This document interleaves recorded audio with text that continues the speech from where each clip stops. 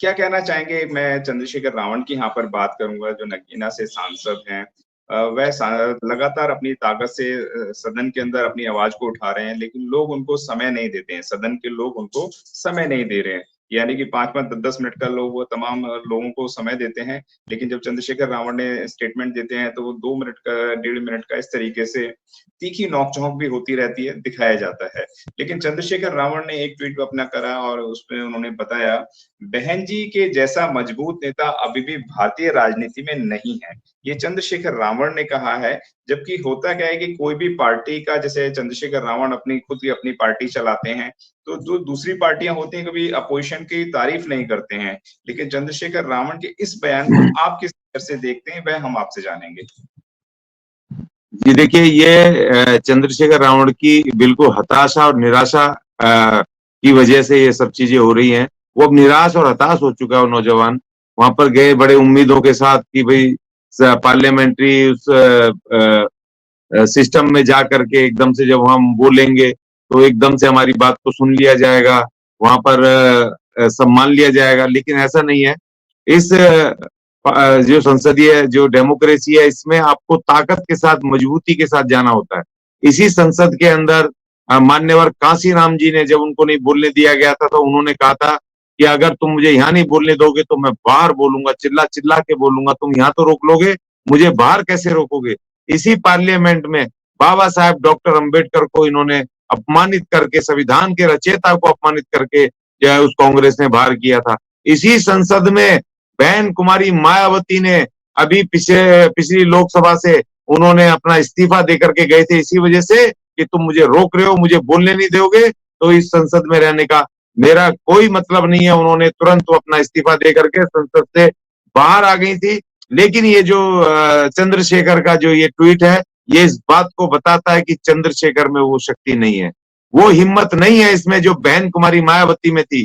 जो शक्ति मान्यवर काशीराम जी में या बाबा साहब में थे, जय भीम बोलना और बहुजन अपने आप को कहना, ये अपने आप में ये तो बहुत आसान काम है। लेकिन उन हमारे बहुजन नेताओं की तरह अपने चरित्र को अपने अंदर, उसको अपने अपने कार्य में, व्यवहार में ला करके बताना, ये बहुत ही मुश्किल नहीं, नामुमकिन है। इसके लिए कलेजा चाहिए, बहुत बड़ी हिम्मत चाहिए, त्याग चाहिए। ये वो लोग हैं, बहन कुमारी मायावती, मान्यवर काशीराम और बाबा साहब डॉक्टर भीमराव अंबेडकर, जिन्होंने अपने परिवार नहीं बनाए, परिवार थे भी तो अपने बच्चे कुर्बान कर दिए, जिन्होंने अपने परिवारों को नहीं देखा, कह दिया हम नहीं जाएंगे, अपने माँ बाप भाई बहन छोड़ दिए, तमाम सड़कों पे घूमते हुए अपने बहुजन समाज को ही अपना परिवार मान लिया। उसके लिए इतनी बड़ी डेडिकेशन, इतनी हिम्मत चाहिए, तभी जा करके कोई बहुजन बनता है।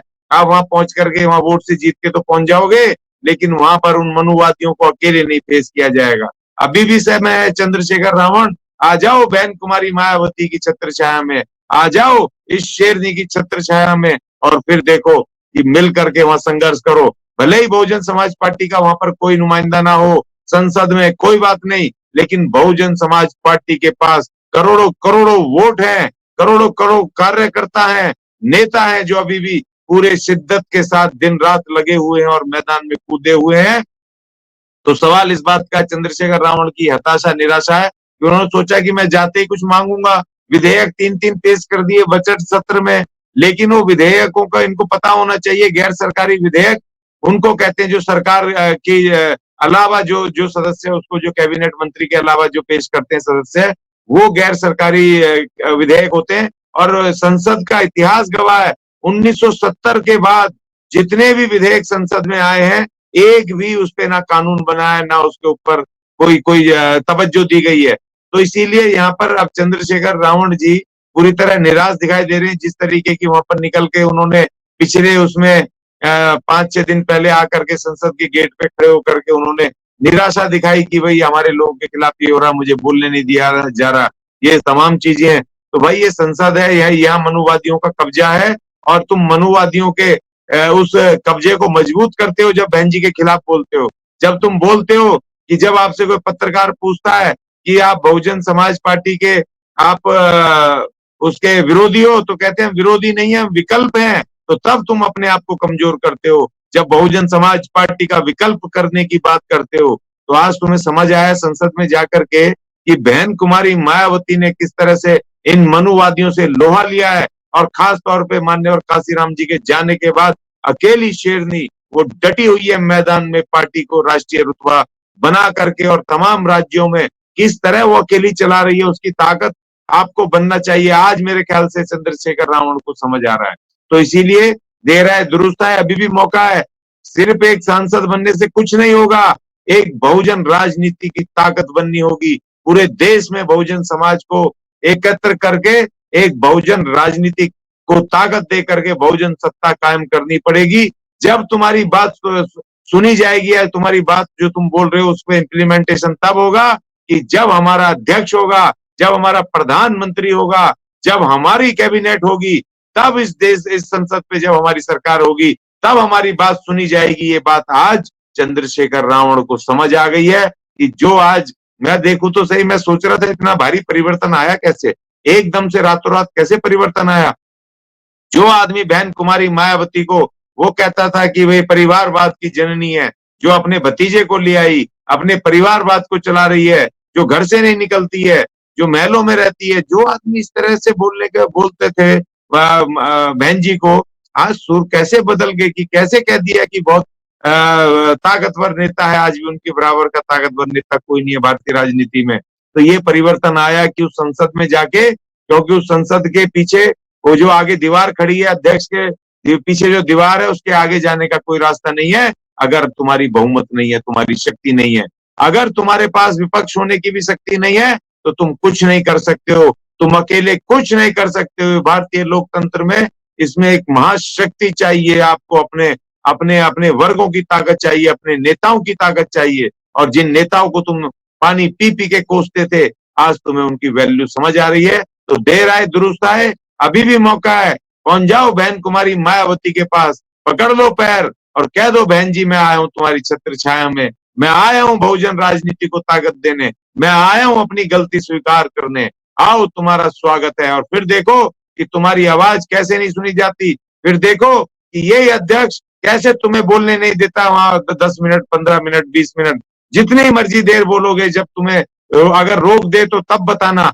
आओ बहन कुमारी मायावती के शरण में आ जाओ, अभी भी मौका है। अगर तुम्हें अपने राजनीतिक अस्तित्व को बचाना है, अगर आपने अपने आने वाले राजनीतिक भविष्य को बचाना है और कुछ करना है अपने बहुजनों के लिए, तो आपको बहन कुमारी मायावती जी की शरण में तुरंत पहुंच जाना चाहिए। आज हम आपके लिए लेकर आए हैं बहुजन समाज की एक ऐसी किताब, कहीं हम भूल ना जाएं, एक ऐसी ऐतिहासिक किताब है जिसके अंदर आपको ऑडियो वीडियो देखने को मिलना है। ये पहली बहुजन समाज की ऐतिहासिक किताब है जिसके अंदर आप वीडियो भी देख सकते हैं। अब किताब के अंदर कैसे वीडियो देख सकते हैं ये मैं आपको पहले दिखा दूं। आइए तो हम देखते हैं। सबसे पहले आपने करना ये काम है कि किसी भी पेज पर मोबाइल द्वारा आप गूगल पे जाएंगे और गूगल पे जाने के बाद आपको कैमरे का निशान नजर आता है। इस कैमरे पे आप क्लिक करेंगे तो ये QR कोड को स्कैन कर लेगा। स्कैन करने के बाद यहाँ पर आप देखेंगे ये लिंक आ गया। आप जैसे लिंक पर क्लिक करेंगे आपकी वीडियो चालू हो जाएगी, यानी कि आपको एक सटीक जानकारी मिलने वाली है, एक ऑथेंटिक जानकारी मिलने वाली है। बहुजन समाज की पहली ऐतिहासिक किताब है जिसके अंदर आपको तमाम महापुरुषों की जानकारी मिलने वाली है। आप इस किताब में देख पाएंगे तथागत सम्यक बुद्ध जिनकी पूरी जीवनी आपको मिलने वाली है, महान सम्राट अशोक जिनका जीवनी आपको इसके अंदर पूरी मिलने वाली है,